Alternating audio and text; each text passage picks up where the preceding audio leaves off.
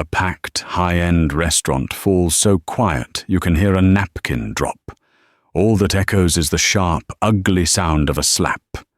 A beautiful, entitled woman, dripping in diamonds, glares at a young waitress whose cheek is blazing red.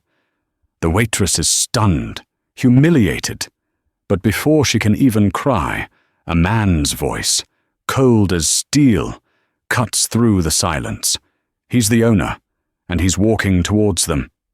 But he doesn't look at the furious girlfriend.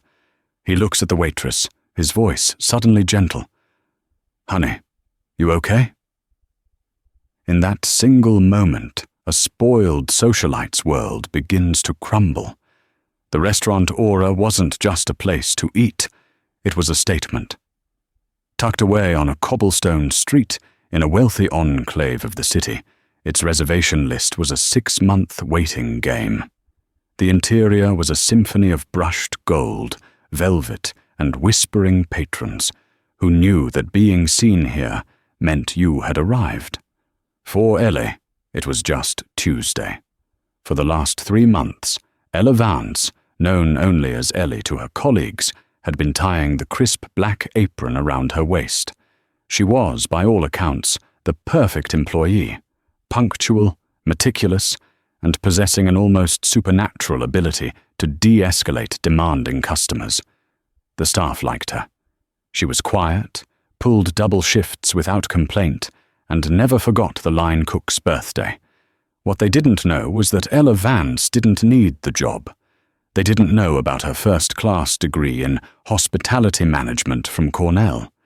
They didn't know that the simple silver locket she wore, the one she unconsciously touched for reassurance, contained a miniature photo of her and Jacob Hayes. And they certainly didn't know that Jacob Hayes, the elusive, brilliant tech mogul who had bought Aura on a whim 2 years ago, was her fiancé. It had been Ella's idea. "If I'm going to be your COO, Jacob," she'd argued, "if I'm really going to run this place, I need to understand it from the concrete. I need the staff to respect me, not just because I'm marrying the boss, but because I've done their job.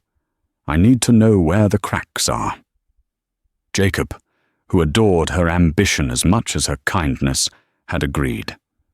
So, Ella Vance, heiress to a modest but comfortable shipping fortune and fiancée to a billionaire, became Ellie, the waitress who was saving up for grad school. Tonight, the tension in Aura was palpable. A notoriously difficult food critic was rumored to be dining anonymously. Every plate was inspected twice, every glass polished until it squeaked. Ella was assigned Section C, the most demanding set of tables, including the coveted Table 7 in the velvet-draped alcove. At 8:05 p.m. they arrived. He was Mason Thorne, CEO of Thorne Dynamics, a man whose face was a regular feature on financial news. He was sharp, dressed in a $10,000 suit, and radiated an impatient, transactional energy. She was Serafina Dubois. Serafina was not a wife. She was, as the gossip columns called her, a fixture. A model-turned-influencer, her entire career was built on being seen with men like Mason. She was breathtakingly beautiful, with raven black hair and a bored pout, draped in a white dress that looked more like art than clothing. A massive canary-yellow diamond sat on her left hand, a promise ring, not an engagement. From the moment they sat, Serafina was a nightmare. "The lighting here is tragic," she announced to the room at large. "It's casting shadows. Can you do something about it?" Ella smiled warmly. "My apologies, ma'am. The lighting is set for the evening ambiance. I can, however, offer you a table with a more direct overhead light, if you prefer." "And move? Don't be ridiculous," Serafina snapped, waving a dismissive hand. "Just bring me a Bellini, and make sure it's actual peach puree, not that canned garbage. And tell the bartender, easy on the Prosecco. I'm not here to get bloated." Mason Thorne didn't look up from his phone, clearly already engaged in a high-stakes negotiation, via text. "Get me a Macallan 25. Neat," he grunted. Ella nodded. "Right away, sir." "Ma'am." As she walked away, she heard Serafina mutter to Mason, "The help here is so green. You'd think for these prices they'd hire professionals." Ella took a deep breath, clutching her empty tray. "Just concrete, Ella. You wanted to find the cracks. You found one." She spent the next hour in a careful dance of service and self-control. The Bellini was too warm. The amuse-bouche was pedestrian. The breadbasket didn't have the specific 7-grain rustic loaf she'd heard about. "I'm afraid we only have our sourdough and brioche this evening," Ella explained calmly for the third time. "Then your kitchen is incompetent," Serafina declared. Mason Thorne, meanwhile, was getting visibly agitated, but not at Serafina. He kept checking his watch, then looking toward the restaurant's private office, which was on a raised mezzanine overlooking the dining room. Ella knew why. Jacob was in that office.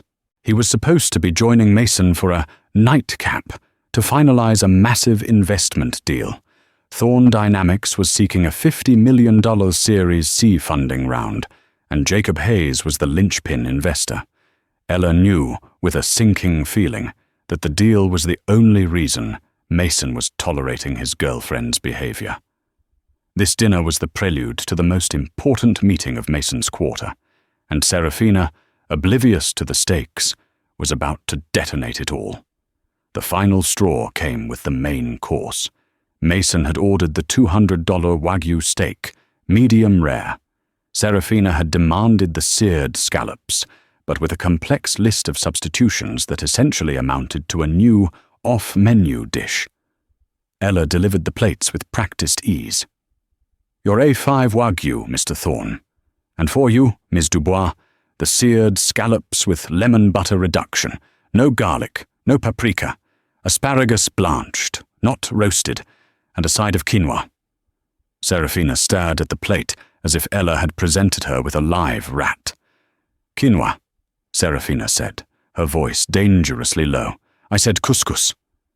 Ella froze. She hadn't. Ella's memory was flawless.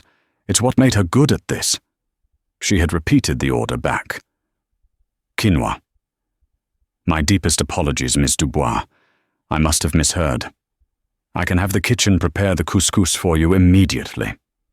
It will only be a moment." "A moment?" Serafina scoffed. "So I'm supposed to sit here and watch him eat?" "Serafina," Mason warned, his eyes flashing with annoyance. "Just eat the damned quinoa. It's fine." "It is not fine, Mason," Serafina shot back, her voice rising. "This is aura. This is supposed to be the best. And this waitress has ruined the entire meal. She's incompetent." "Ma'am, I can assure you," Ella began, but she was cut off. "Oh, shut up," Serafina hissed. "You're probably just a failed actress who couldn't even get a commercial. What's your name?" "Ellie. You look like an Ellie. Pathetic." Ella stood her ground, her face a mask of professionalism, but her knuckles were white on her tray. "Ms. Dubois, there is no need for personal insults. If you would allow me to correct the order." "Correct it? You can't correct incompetence." At that exact moment, a young busboy, barely 18, was navigating the narrow space behind Ella, his tub heavy with dishes. He was nervous, flustered by the escalating tension at the VIP table. He misjudged the distance, and the edge of his tub clipped Ella's serving tray. It was the smallest of accidents. The tray wobbled. A single small water glass, empty, toppled onto the table. It wasn't the crash that caused the problem. It was that, in her haste to catch it, Ella's elbow bumped Serafina's arm. And Serafina, who had been raising her wine glass to her lips, flinched. A tiny spray of crimson, a few drops of Chateau Margaux, splattered onto the pristine white sleeve of Serafina's $4,000 dress. The entire restaurant went silent. The clinking of cutlery stopped. Serafina Dubois looked down at her sleeve. She saw the red droplets. She looked up at Ella. Her face, so beautiful moments before, contorted into a mask of pure, unadulterated rage. "You clumsy bitch," she whispered. "Ms. Dubois, I am so sorry," Ella said, her voice trembling slightly for the first time. She grabbed a fresh napkin, dabbing uselessly at the stain. "It was an accident. The bus boy." "Don't you touch me!" Serafina shrieked, batting Ella's hand away. "This is couture. Do you have any idea what you've done? This dress costs more than your entire pathetic life." "Serafina, for God's sake, sit down," Mason hissed, finally alarmed. He was looking at Jacob's office, where a light had just flicked on. "You're making a scene." "I'm making a scene? She assaulted me. She ruined my dress." Serafina was standing now, vibrating with fury. She was taller than Ella, looming over her. "You are going to pay for this. I'm going to have you fired. You'll be cleaning toilets for the rest of your life." "Ma'am, please, lower your voice," Ella pleaded, her eyes darting to the other tables, who were all staring, phones subtly emerging. This was her fiancé's restaurant. This was her reputation. "Lower my voice?" Serafina's voice hit a fever pitch. "You don't get to tell me what to do. You are nothing." And then, with all the venom in her body, Serafina Dubois drew back her hand. The heavy canary diamond glittered under the soft light. She slapped Ella across the face. The sound was sharp, brutal, and definitive. It echoed through the vaulted ceiling. Ella's head snapped to the side from the force. A stunned, shocked silence descended. Ella's cheek bloomed, a bright, painful red. Her eyes filled with tears, not from the pain, but from the sheer, burning humiliation. She had been assaulted, publicly, in the middle of her own dining room. She stood frozen, hand creeping up to her stinging face. Serafina was breathing heavily, her chest heaving, her eyes wild. "That's what you get," she spat. Mason Thorne closed his eyes. He didn't look at Ella. He looked at the stairs leading down from the mezzanine. "You idiot," he breathed. "You complete and total idiot." The silence stretched, thick and suffocating. Ella was trembling, the world narrowing to the stinging fire on her skin and the triumphant, hateful glare from Serafina. She could feel dozens of eyes on her, a mixture of pity and morbid curiosity. The busboy who had caused the initial bump was frozen in terror by the service station. "Well?" Serafina demanded, rubbing her own hand as if Ella's face had soiled it.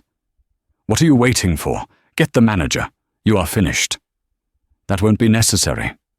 The voice wasn't loud, but it sliced through the restaurant like a surgeon's scalpel. It was calm, precise, and held an Arctic edge. Ella's heart leapt. "Jacob." Jacob Hayes descended the final few steps from the mezzanine. He wasn't in a suit like Mason. He wore dark jeans, a simple, high-quality black cashmere sweater, and a look of controlled fury that was far more terrifying than Serafina's theatrical rage. His eyes were locked, not on the CEO, not on the socialite, but on Ella. He walked directly to her, ignoring everyone else. The entire room tracked his movement. Serafina, mistaking his identity, scoffed. "Oh, good, the manager. It's about time. Fire her. And then I want you to call your insurance, because she's paying for this dress." Jacob didn't even glance at her. He reached Ella, his eyes scanning her face, his expression softening instantly into one of deep, agonizing concern. He gently, so gently, cupped her chin, turning her face to the light. The red handprint was stark against her pale skin. His voice, when he spoke, was for her alone, but it carried in the dead silence. "Honey, you okay?" The word honey landed like a bomb. Serafina's smug expression didn't just falter, it shattered. Her mouth fell open. What? What did you just call her? Mason Thorne, who had been half risen from his seat, sank back down. His face, which had been annoyed, was now ashen. He knew exactly who this was. This was the man he was here to beg $50 million from. Jacob, Mason said, his voice strained. Jacob, there's been a small misunderstanding. Your waitress was a bit clumsy, and Serafina. Jacob finally turned his gaze from Ella. He looked at Mason Thorne, and then his eyes slid to Serafina. It was not a look of anger. It was a look of utter, complete dismissal. It was the look one gives an insect before crushing it. She, Jacob said, his voice dangerously quiet, is not my waitress. He turned back to Ella, his thumb brushing her cheekbone, just below the swell of the slap. This is Ella Vance, he announced to the room, my fiancée, and the future COO of this restaurant. The collective gasp was audible. The staff by the kitchen doors froze, their trays rattling. The busboy looked like he was going to faint. Serafina's mind simply could not compute the information. Fiancé? Her? But she's a waitress. She's wearing an apron. She was doing research, Jacob said, his voice flat. He looked at Serafina. And you just assaulted her. I, Serafina stammered, all her bluster vanishing, replaced by a dawning, sickening horror. She looked to Mason for help. Mason, tell him. She spilled wine on me. She was rude. Mason Thorne was already on his feet, his hands raised in a placating gesture. Jacob, please, this is a terrible mistake. Serafina is high-strung. She didn't know. Obviously, she didn't know who Ella was. Jacob's gaze snapped to Mason. And that's the problem, isn't it, Mason? You think it would have been acceptable to slap her if she was just a waitress? No, of course not. I just meant... You meant you don't care, Jacob cut in. You sat there and watched your date berate and humiliate a member of my staff for an hour. You watched her physically assault another human being, and you did nothing because you wanted my money. Jacob, let's be reasonable, Mason pleaded, his professional veneer cracking, revealing the raw panic beneath. This is business. This is personal. Let's not confuse the two. You confused them when your guest put her hands on my wife, Jacob said. The use of wife instead of fiancé was a deliberate escalation. He turned to his head of security, Javier, who was already approaching, phone in hand. Javier, Jacob ordered, call the police. I want Miss Dubois arrested for assault and battery. Arrested? Serafina shrieked, genuine panic in her voice now. You can't. It was just a slap. Mason, do something. Javier, Jacob continued, ignoring her. After you call the police, please escort Mr. Thorne and Ms. Dubois off the premises. They are permanently banned from all of my properties. Banned? Mason sputtered, his face draining of all color. Jacob, the deal, the funding. We're supposed to sign tonight. This is a $50 million misunderstanding. Jacob looked at him, his eyes empty of any warmth. The deal, Mason, is off. Effective immediately. I will be divesting from all of my current holdings in Thorne Dynamics first thing tomorrow morning. I suggest you tell your board. This hit Mason harder than the ban. A 10% public divestment from a key investor would trigger a stock panic. It would be catastrophic. Jacob, you can't, he whispered. That will ruin me. You should have thought of that, Jacob said, before you decided that your ambition was more important than a person's dignity. He turned his back on them both, putting a protective arm around Ella. Let's go, honey. Let's get some ice for that. As security moved in, Serafina finally understood. She hadn't just slapped a waitress. She hadn't just angered a manager. She had, in one arrogant, impulsive motion, destroyed her entire world. "No!" she screamed, as Javier and another guard flanked her. "Mason, don't let them. I'm sorry. Okay, I didn't know." Ella paused and looked back over Jacob's shoulder. She looked at the terrified, hysterical woman being led away. She felt the sting on her cheek, and for a moment she didn't feel pity. She felt a cold, hard finality. "You're not sorry you did it, Serafina," Ella said, her voice clear and strong. "You're just sorry she was me." The ride down in the private elevator from Aura was silent, but it was a silence thick with impending doom. Mason Thorne sat opposite Serafina in the back of his Maybach, his driver separated by a thick privacy glass. Serafina was sobbing, but they were not tears of remorse. They were tears of pure, unadulterated panic. "This is all your fault!" she suddenly screamed, her mascara-stained fists beating against the plush leather seat. "You just sat there. You let this happen." Mason, who had been staring, unseeing at the passing city lights, slowly turned his head. His expression was one she had never seen before. It wasn't annoyance. It wasn't even anger. It was a cold, calculating void. "My fault?" he repeated, his voice barely a whisper. "You think this is my fault? Yes, you knew who he was. You were trying to impress him. You should have stopped me." "Stop you?" Mason let out a short, barking laugh that held no humor. "Stop a Category 5 hurricane. I sat there, Serafina, because I assumed you had the bare minimum of human decency not to physically assault the staff. That was my mistake. I miscalculated your capacity for stupidity. How was I supposed to know she was his fiancée? She was wearing an apron. It's entrapment." "Entrapment?" Mason's voice rose. "She was doing a job, you vapid moron. A job you've never had to do.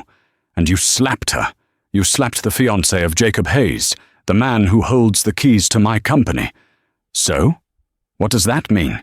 He'll get over it. You'll send her flowers, send her a car, buy her a new dress, buy me a new dress." Mason stared at her as if seeing her for the first time. "You still don't get it, do you? You have no idea what you've done." He tapped a button on his console. His phone, which had been dark, lit up. He'd put it on Do Not Disturb for the meeting that never happened. It was now completely unusable. 114 missed calls, 320 text messages, 80 new voicemails. They were from his CFO, his COO, his PR head, and every single member of his board of directors. What is that?" Serafina asked, her sobs quieting to a hiccup. "That," Mason said, his hand trembling slightly, "is the sound of my world ending." He clicked on a link sent by his head of PR. It was from a gossip blogger who had clearly been dining at Aura. The post had been live for less than 15 minutes. Headline: "Shock at Aura. Influencer Serafina Dubois slaps waitress, but the waitress is Jacob Hayes' fiancée."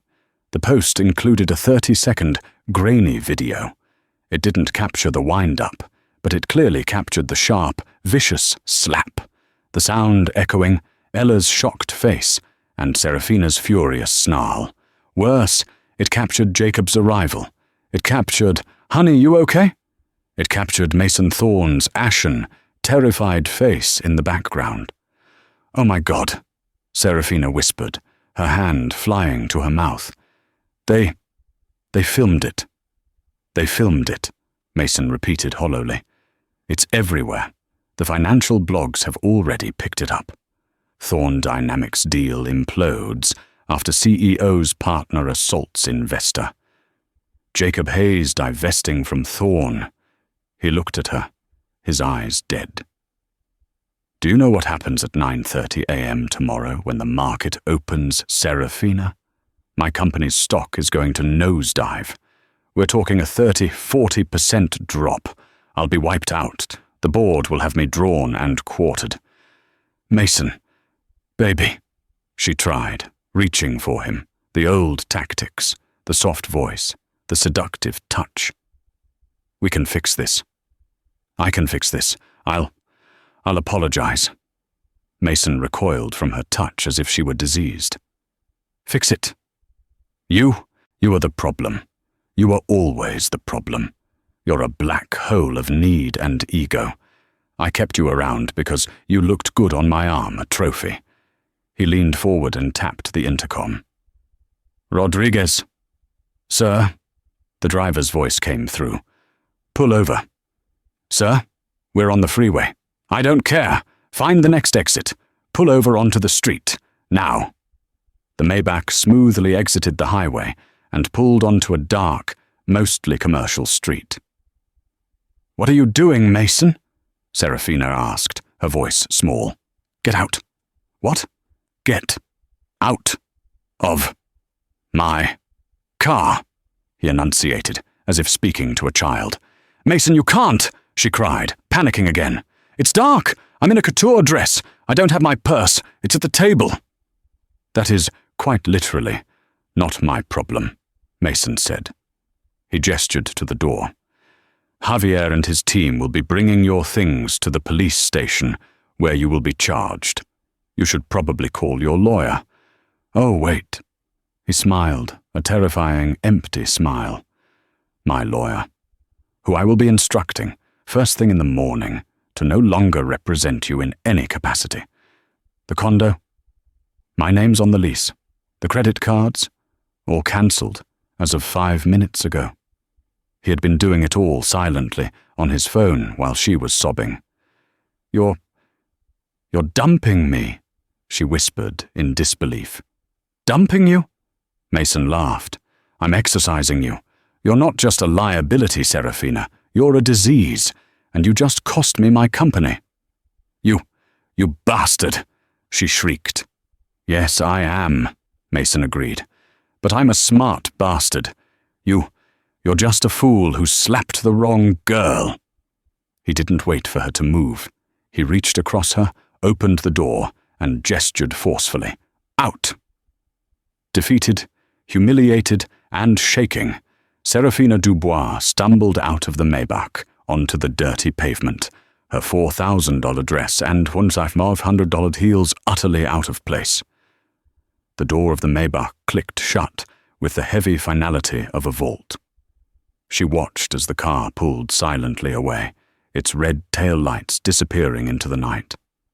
She was alone. Her phone, which Mason had tossed out after her, lit up on the pavement. It wasn't Mason. It wasn't her friends. It was a flood of notifications from Instagram. The video was everywhere.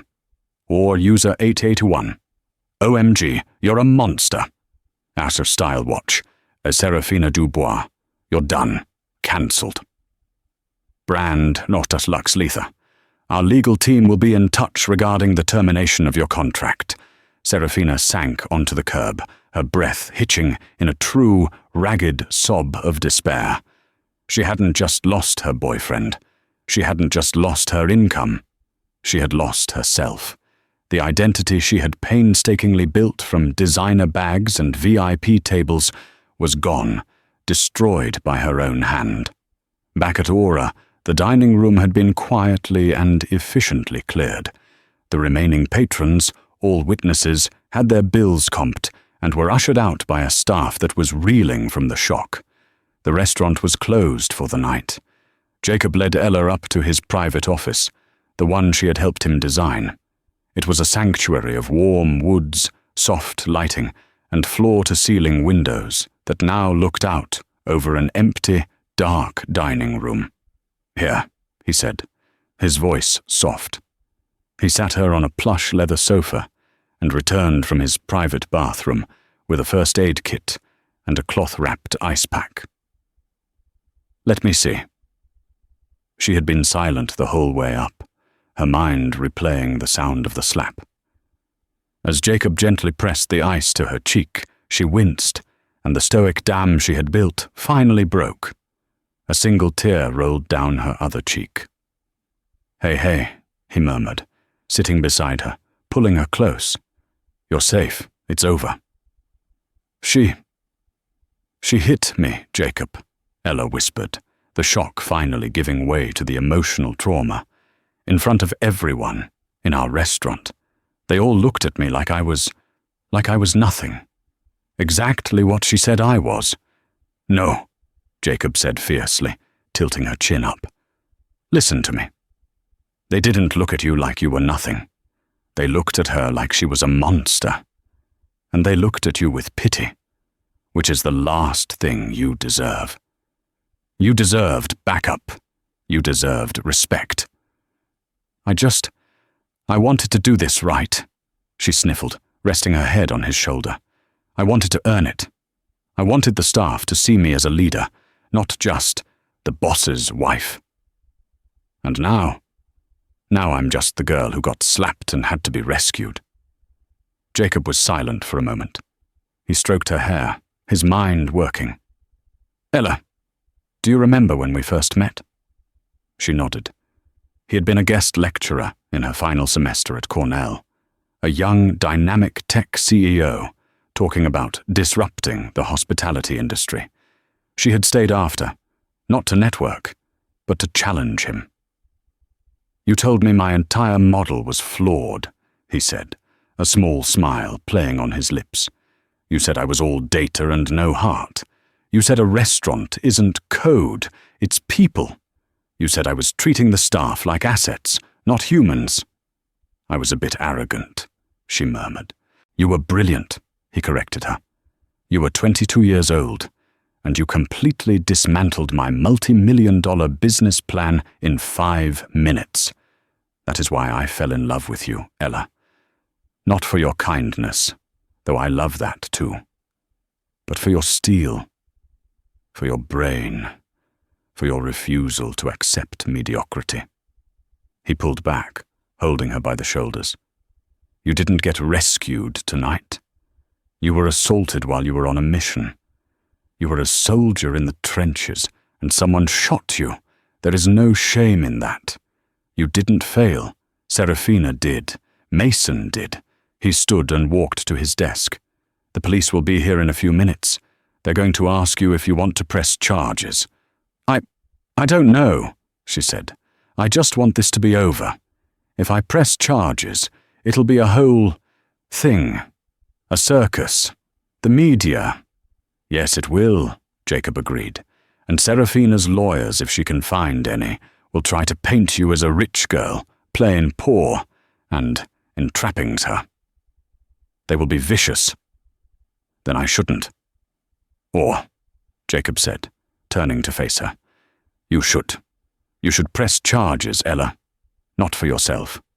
We're fine. We'll be on a beach in Monaco by Friday if you want. You should press charges for every Ellie who ever worked a double. For every waiter who has been snapped at. For every busboy who has been invisible. For every hostess who has been told to smile more. You have the power, the resources, and the platform to make a statement that people like Serafina Dubois cannot and will not get away with treating service workers like dirt. What you do next, that's how you earn their respect. Not by clearing tables, but by showing them you have their back. Ella looked at him, the tears drying on her face. The fire was returning to her eyes. The sting on her cheek was a reminder. He was right. This wasn't just about her. It was about the principle. Call Javier, Ella said, her voice firm. Tell him the police are to be given the high-definition security footage from Camera 7, and let them know that Ms. Ella Vance will be cooperating fully and wishes to press charges to the fullest extent of the law. Jacob smiled. It was a proud, bright smile. That's my girl.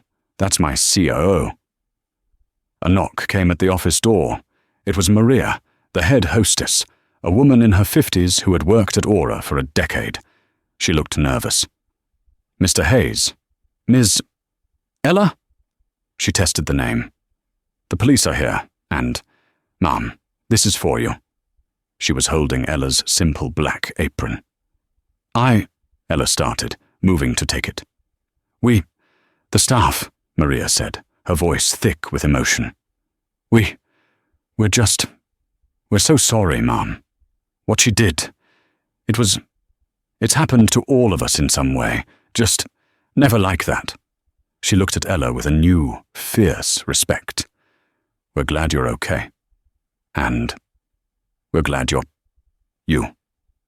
Ella realized in that moment Jacob was right.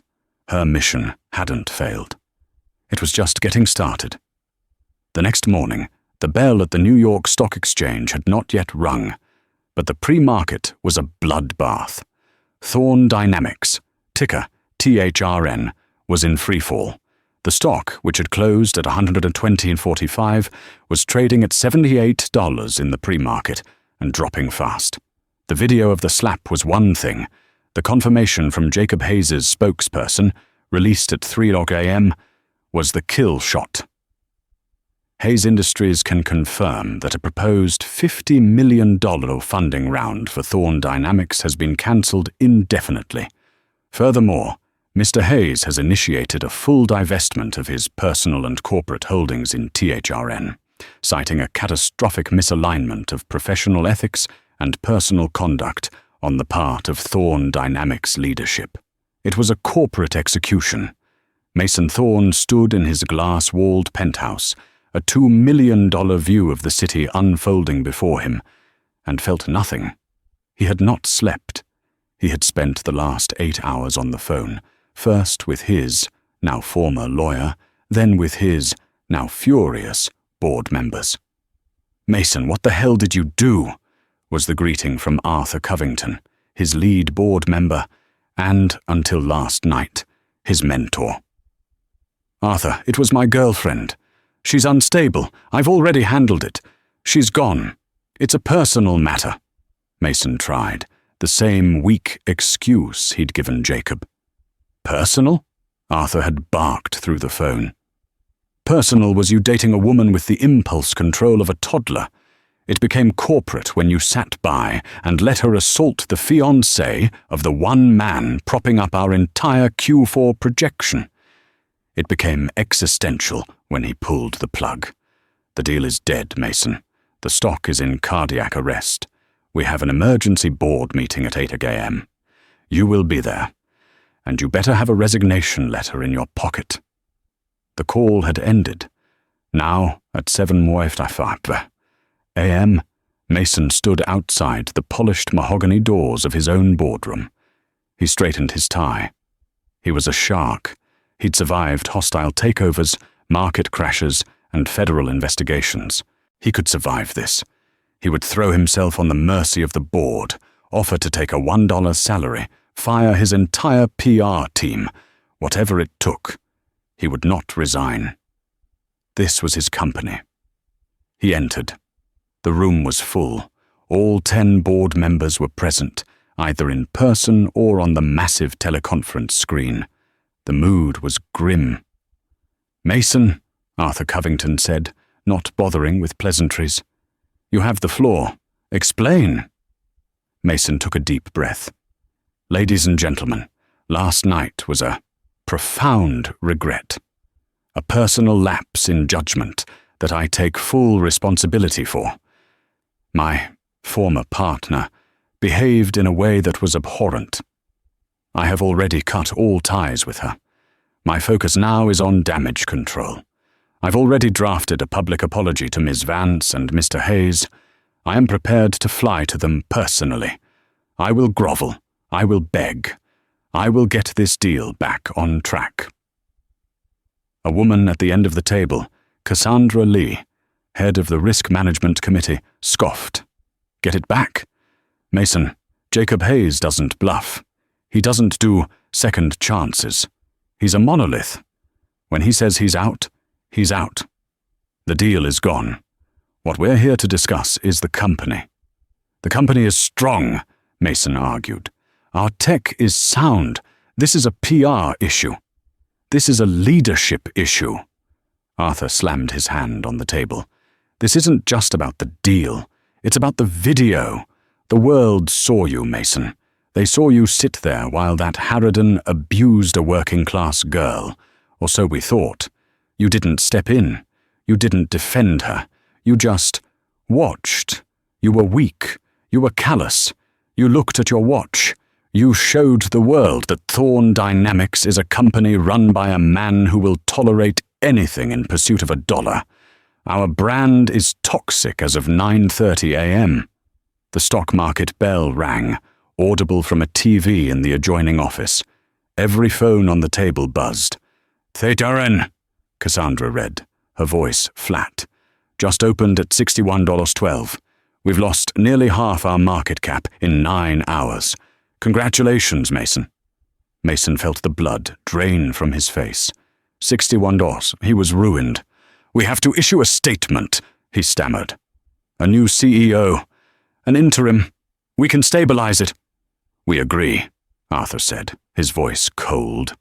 He slid a folder across the table. "The board convened an hour ago, before you arrived.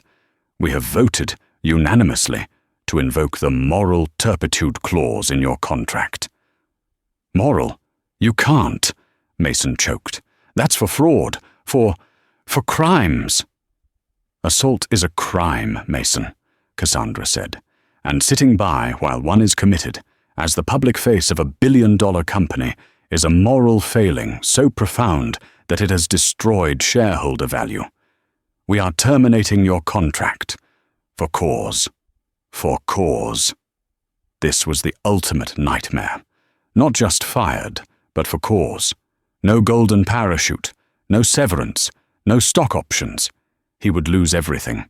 "The board is appointing Cassandra Lee as interim CEO, effective immediately," Arthur announced. "Security will escort you to your office to retrieve your personal items. You will be escorted from the building. You have 10 minutes. "Arthur, please," Mason begged, the shark finally realizing he was beached. "This is my life. My name is on the building. And your actions just ensured it will be sold for parts by this time next year if we don't act decisively," Arthur said, standing up. "We're done, Mason. Send in security on your way out." Mason Thorne stood frozen, the folder in his hand. He looked around the table at the cold, unforgiving faces of the people who used to be his colleagues, his friends. They looked at him with the same dismissal, the same cold void he had shown Serafina just hours before. He had created a world where only value mattered, and in a single night he had become worthless. He turned, defeated, and walked out of the boardroom, his footsteps echoing. He had lost his company. He had lost his fortune. And it all started because he'd been too arrogant to say, "Serafina, be nice to the waitress." While Mason Thorne was facing a corporate execution, Serafina Dubois was enduring a public one. After being processed and charged with misdemeanor assault and battery, she had been released on her own recognizance. She had used her one phone call to contact a C-list celebrity lawyer who, after seeing her name all over the news, agreed to take the case pro bono simply for the exposure. He had her back at her, Mason's condo by 5 a.m. Her keycard still worked, to her surprise. Mason hadn't cancelled them, he'd just told her he had. This tiny flicker of hope, that maybe he was just teaching her a lesson, was extinguished when she walked inside. The apartment was empty. Not just of Mason. All of her things were gone. Her closets, once overflowing with designer clothes, bags, and shoes, were barren. Her makeup, her toiletries, her laptop, all gone. On the cold marble kitchen island was a single, large, black trash bag. Inside, she found a few of her old, non-designer outfits from years ago. Stuffed on top was her passport and a check for $5,000. A note from Mason's assistant was attached. "Per Mr. Thorne, this is a final severance. The lease is terminated as of noon today. A moving crew has placed your effects in a storage unit. The key is enclosed. Do not contact Mr. Thorne again." She was truly, completely on her own. She sank to the floor, the check fluttering from her hand. But the true horror hadn't begun. That started when she, now desperate, turned on her phone. The video was global, but it was worse than that. Her entire digital life was being systematically dismantled. Her Instagram, which had 2.2 million followers, was a raging inferno. Every post, no matter how old, was flooded with tens of thousands of comments. "Maslapa fina, the face of entitlement. Karma is coming for you, as Serafina Dubois. You hit a working woman. You are trash." The brands that had been her lifeblood were not just dropping her. They were making public statements to distance themselves. Eltsalux Letha. "We are horrified by the behavior of Ms. Dubois. Our partnership is terminated, and we are donating her contract fee to the National Restaurant Association's Worker Relief Fund." Aura Beauty.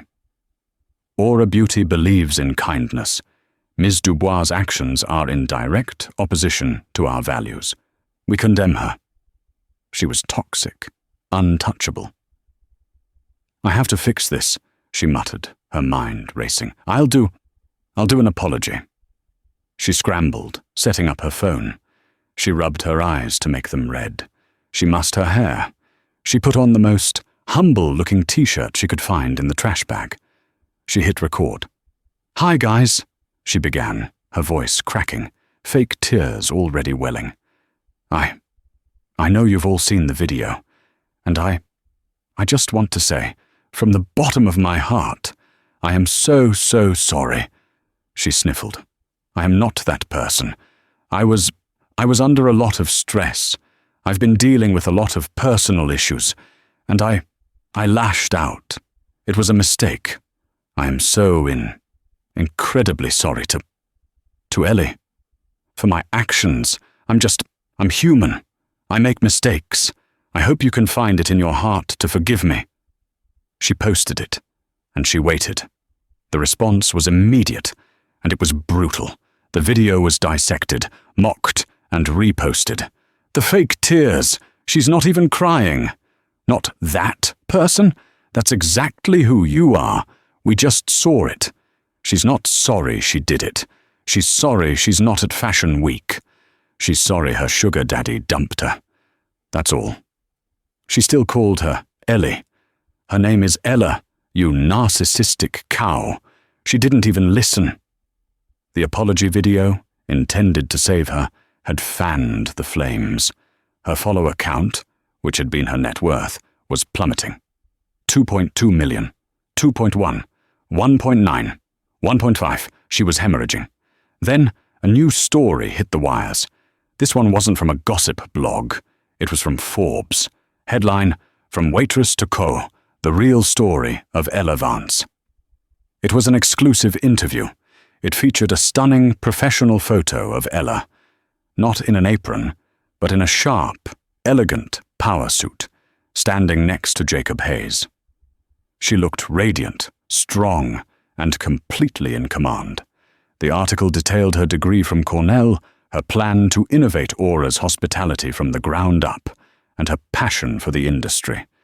And then, the quote that sealed Serafina's fate. The reporter asked Ella about the incident. Ella was pure class. "What happened was unfortunate, and it's now a legal matter. But it highlights a much larger issue of dignity in the service industry. The person who assaulted me did so because she believed I was nothing. She believed my job defined my worth as a human. My fiancé's identity is irrelevant to the core issue. You do not, under any circumstances, have the right to dehumanize someone who is serving you.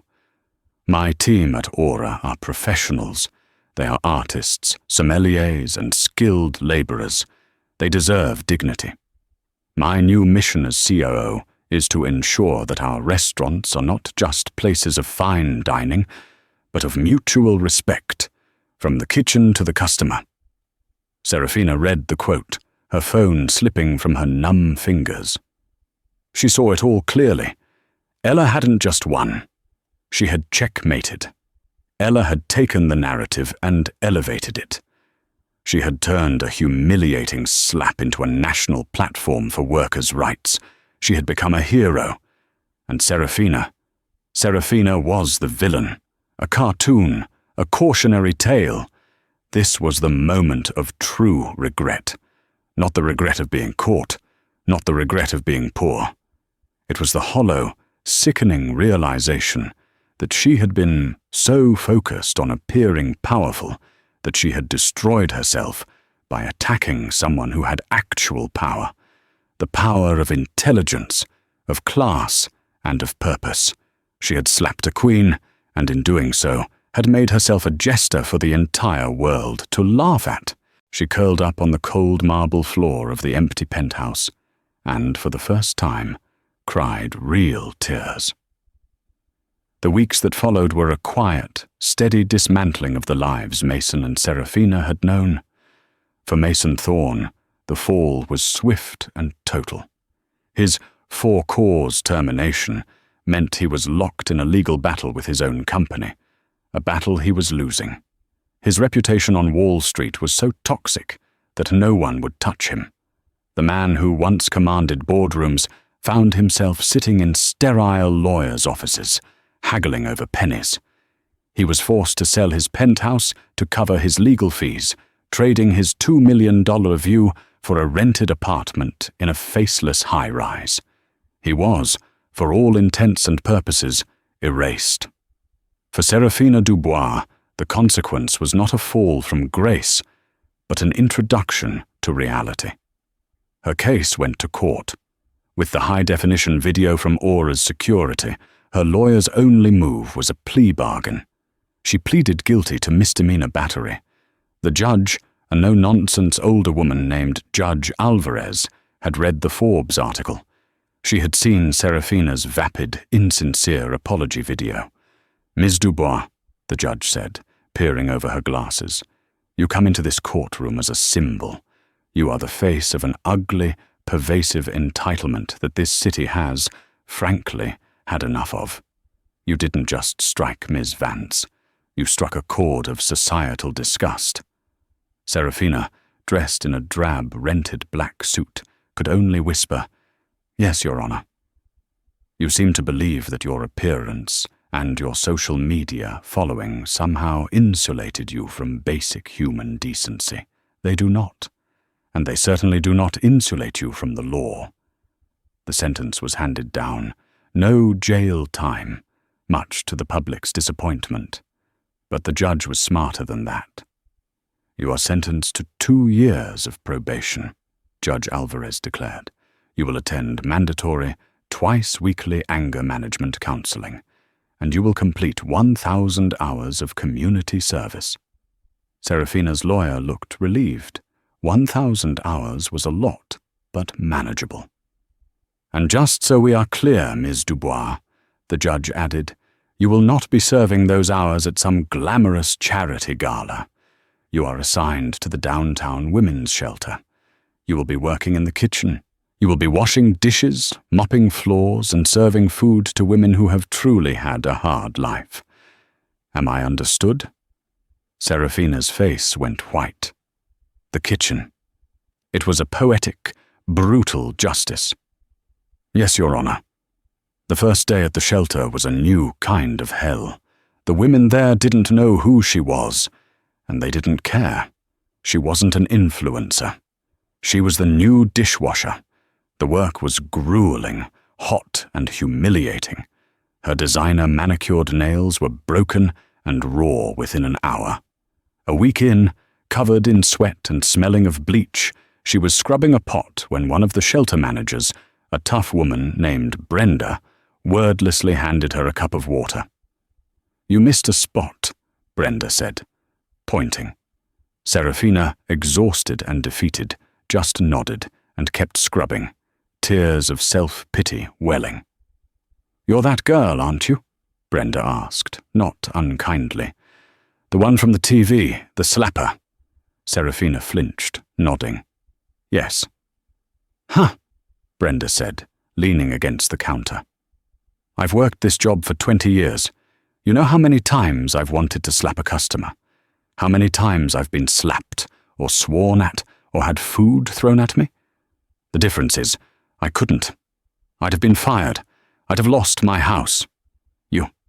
You just lost your fancy stuff. You're lucky. Serafina stopped scrubbing. She looked at Brenda, truly seeing her. I'm sorry. Brenda just shrugged. Don't be sorry. Just be better. Now that floor isn't going to mop itself. For Serafina, the regret was no longer a sharp, narcissistic pain.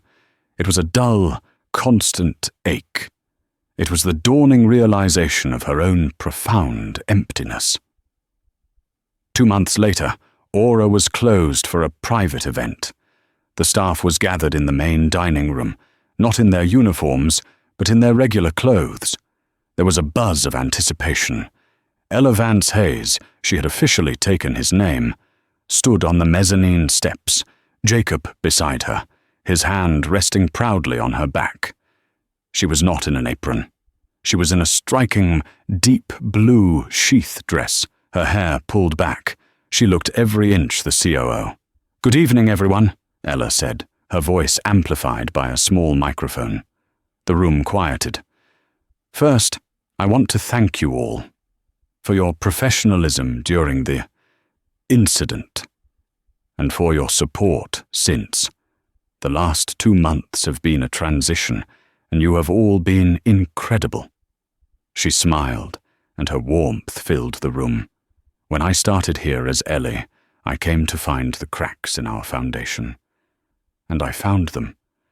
I found that our busboys were overworked. I found that our reservation system was stressing out our hostesses. I found that our kitchen line didn't have the right equipment." She paused. "And I found that our staff, our family, felt unprotected from the whims of abusive customers. That stops. Now." She gestured to a new, discreetly placed gold plaque by the entrance. "As of today," Ella announced, "we have a new policy. It's a mutual respect policy. It states, in no uncertain terms, that we reserve the right to refuse service to any patron who is verbally abusive, disrespectful, or harassing to any member of our team. No exceptions. No, the customer is always right. My team comes first."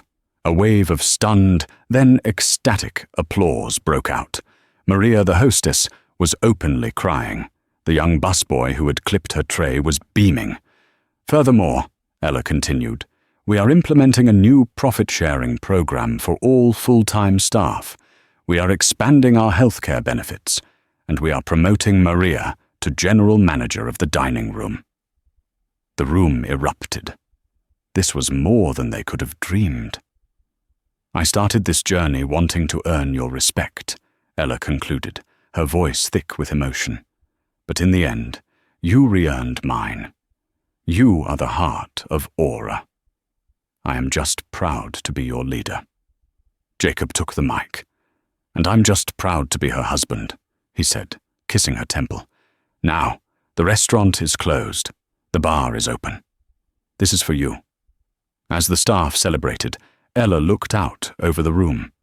She saw the team, not as employees, but as people.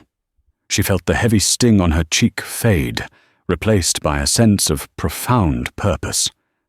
A few days later, she was walking through the dining room before service when she saw a young, nervous couple at the bar. They were looking at the menu, then at the prices, and then at each other, clearly intimidated. They were celebrating, but had obviously underestimated the cost. Ella smiled. She walked over, not as the COO, but as the consummate host. "Welcome to Aura," she said warmly. "Celebrating something special?" Our engagement," the young man said, blushing. "Congratulations," Ella said. "That's wonderful." She discreetly signaled the bartender. "Anthony, please bring these two a bottle of the Veuve Clicquot, compliments of the house, and I believe we have a special reservation for them tonight. Table 7. Their eyes went wide. But we can't, the woman stammered. Ella leaned in. Yes, you can. Tonight, you are my guests. Everyone, she said, her eyes sweeping the room, deserves to feel like royalty once in a while. Enjoy your dinner. As she walked away, Jacob met her by the office. You're a natural, he murmured, slipping his arm around her waist. I just believe in hospitality, Ella said, touching the locket that she still wore, a reminder of both where she'd been and who she was. And sometimes that means protecting your staff, and sometimes it just means being kind. She had found the cracks, and she was filling them, not with concrete, but with gold. And that is the power of quiet strength.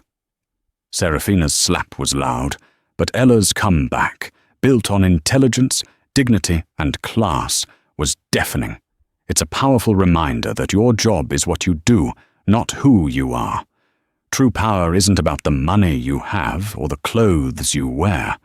It's about how you treat people, especially when you think no one is watching.